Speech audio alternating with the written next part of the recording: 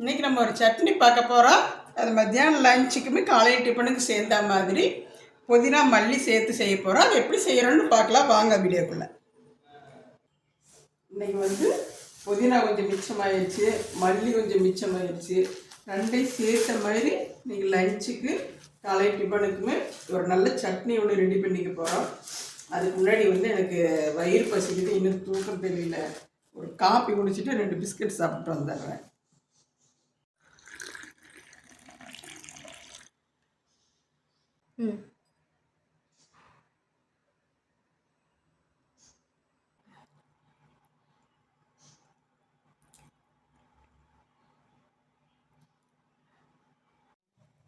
Action. Tea குடிச்சிட்டு வந்துட்டேன். இப்போ கொஞ்சம் தெளிஞ்சிருச்சு. புதினா மல்லியில் வந்து இது மாதிரி கவரில் போட்டு டைட்டாக எடுத்து வச்சிட்டோம்னா 4 நாள் ஆனாலும் இது மாதிரி ஃப்ரெஷ்ஷாக இருக்கும்.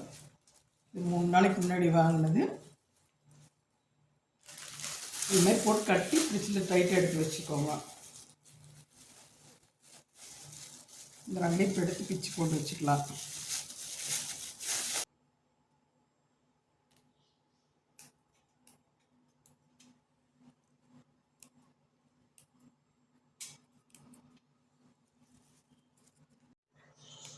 எப்பவுமே புதினா தலை மல்லித்தலை எல்லாம் வந்து ஏதாவது பிரியாணிக்காக வேறு ஏதாவது வாங்கிட்டோம்னா ரெண்டுமே கொஞ்சம் கொஞ்சமாக மிச்சமாயிடும். அது எப்படி இருந்தாலும் 2 நாள் காஞ்சிரும், மறுபடியும் வேஸ்ட்டாக போயிடும். அதனால் ரெண்டையும் சேர்த்த மாதிரி இப்படி ஒரு சட்னி அரைச்சி இன்னைக்கு குழம்புக்கு யூஸ் பண்ணிக்கலாம். ரொம்ப ஈஸியாக ஒரு 10 நிமிஷத்தில் இதில் முடிச்சிடலாம். கிள்ளி தலை பிரிக்கிறது மட்டும்தான் டைம். அப்புறம் வதக்கி அரைச்சா வேலை முடிஞ்சிச்சு. நல்லாயிருக்கு. கடையில் கொடுக்குற மாதிரியே சட்னி சூப்பராக இருக்கணும். 2 தலை சேர்ந்து இன்றைக்கி நிறையவே வந்துருச்சு. நான் வதக்குனா கொஞ்சமாக தான் ஒரு சட்னி அரைக்கிறதுக்கு. அப்புறம் அது கூட வந்து நம்ம வெங்காயம், தேங்காய், தக்காளி இதெல்லாம் சேர்த்துக்க போகிறோம். ஆக்ஷன். 2 சேர்ந்து இவ்வளோ தலை வந்துருச்சு. இருந்தாலும் வதக்குனா கொஞ்சம் கம்மியாக தான் வரும். இருந்தாலும் சட்னிக்கு சரியாக இருக்கும் 2 நேரத்துக்கு. இது கூட வேறையெல்லாம் நிறையா சேர்த்துக்க போகிறோம்னா அதனால சட்னி கொஞ்சம் அதிகமாக தான் ஆயிடும். சின்ன வெங்காயம் போட்டால் இன்னும் கொஞ்சம் நல்லாவே இருக்கும். எனக்கு சின்ன வெங்காயம் தொளிக்கிறதுக்கு இப்போ எனக்கு டைம் பத்தலை, லேட் ஆயிடுச்சு. அதனால் பெரிய வெங்காயம் 3 எடுத்து வச்சுருக்கேன். தக்காளி 1 பெரிய சைஸில் எடுத்து வச்சுருக்கேன். இது இப்போ வெட்டிக்கலாம். இதெல்லாம் காட்டவே இல்லையே. காட்டவே இல்லையா? இதுலேருந்து கருவேப்பிலை இங்கே எடுத்து இதுக்குள்ளே போட்டு சட்னிக்கு வதக்கி எடுத்துக்கலாம். பீட்ரூட் சட்னி பண்ணிட்டேன். சட்னிக்கு வதக்கிறதுக்கு தேவையானதெல்லாம் எடுத்து வச்சுருக்குது. கடலப்பருப்பு, உளுந்து, சீரகம் கொஞ்சம், கருவேப்பிலை, புளி, 2 வரமிளகாய், தேங்காய் கொஞ்சம்,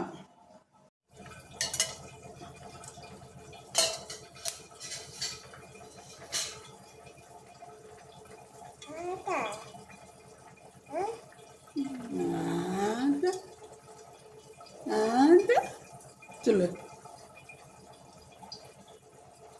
சொல்லு யார் செல்லம்?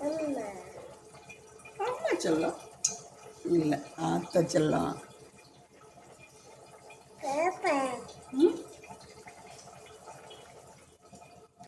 கடலைப்பருப்பு போட்டு முதல்ல எடுத்துக்கலாம்.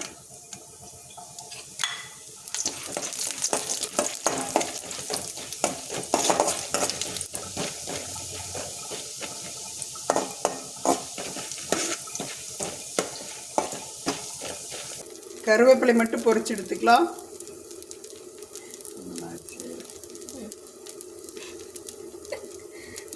என்ன இது கொஞ்சம் பச்சை வாசனை, அதோட பொரிச்சு எடுக்கும்போது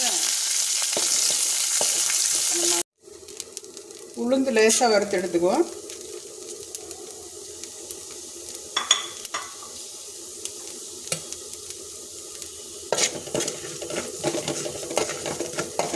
ரிச்சாவோ கம்மியாகவோ வேகும்போது அதோட டேஸ்ட்டு மாறும். கரெக்டாக வேகும்போது உங்களுக்கு எந்த எது செஞ்சாலும் நல்லா தான் இருக்கும். ஆக்ஷன். சட்னிக்கு தேவையானதெல்லாம் வதக்கி வறுத்து எடுத்துக்குவோம். இந்த சைடு பீட்ரூட் சட்னி, பீட்ரூட்டு பொரியலுக்காக வதக்கி விட்டு வச்சுருக்கிறோம்.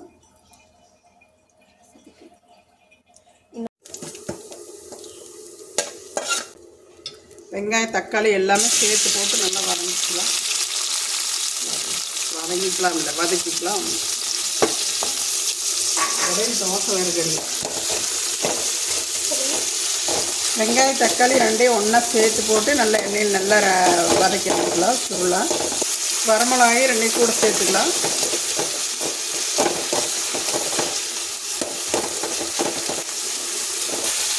நல்லா என்ன வேகட்டு. வெங்காயம் தக்காளி நல்லா வெந்துருச்சு, அதை எடுத்து கொட்டிக்கலாம். புதினா மல்லி நல்லா வதக்கிக்கலாம். இல்லை அப்புறம் நல்லா 5-6 டைம் அலாசி எடுத்துருக்குறேன். மண் இருக்குது.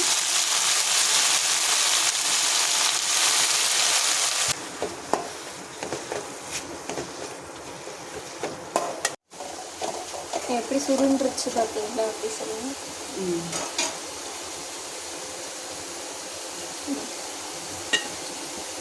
தலை வதங்கி நல்லா சுருண்டு இவ்வளோண்டு ஆயிடுச்சு.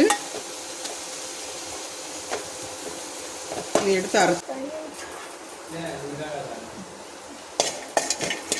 அது தனியாக நம்ம தான் ஊற்றணும், அதனால சாப்பிட்டா வச்சுக்கணும். தேங்காயும் கூட லேசாக வறுத்துக்கலாம். அப்போ ஒரு சட்னி ரொம்ப நேரம் கெடாமல் இருக்கும். லேசாக வதக்கிக்கலாம். புளி போட்டுக்கலாம். சீரகம் பச்சையாக தான் சேர்த்துக்குவேன். பச்சையாக சேர்க்கும்போது சீரகம் வாசம் டேஸ்ட்டு எனக்கு பிடிக்கும். அதனால் எப்பவுமே சீரகம் அது பச்சையாக தான் போடுவேன். சொல்லுங்கள். இப்போ உப்பு போட்டாச்சு. கொண்டே அரைச்சி எடுத்துகிட்டு வந்துக்கலாம் சட்னியை. சட்னிக்கு தேவையான உப்பு போட்டு எடுத்து வச்சுருக்குறோம். அப்படியே அரைச்சி எடுத்துகிட்டு வந்துடலாம். தாளிப்பை கொடுத்து எடுத்து வச்சிடலாம்.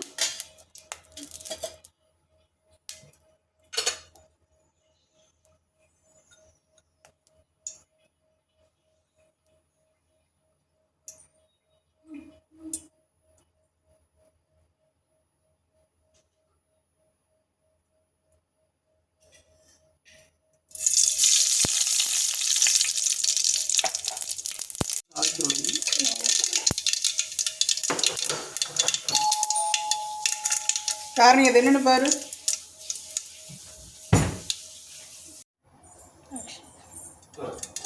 உளுந்த பருப்பு போட்டுக்கலாம். உளுந்து கொஞ்சம் போட்டுக்கலாம் தாளிக்கிறதுக்கு.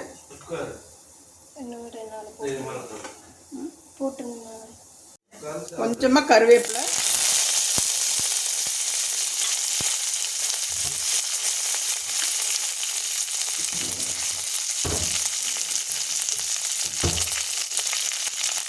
வரமிளகாய் எண்ணெய் உடச்சி போட்டுக்கலாம். அவ்வளோதான்.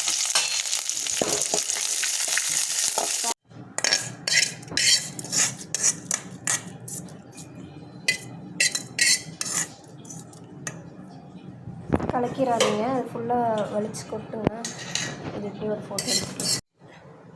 ரொம்ப அருமையாக சட்னி வந்துருச்சு. தாளிச்சு கொட்டி எடுத்தாச்சு. இல்லை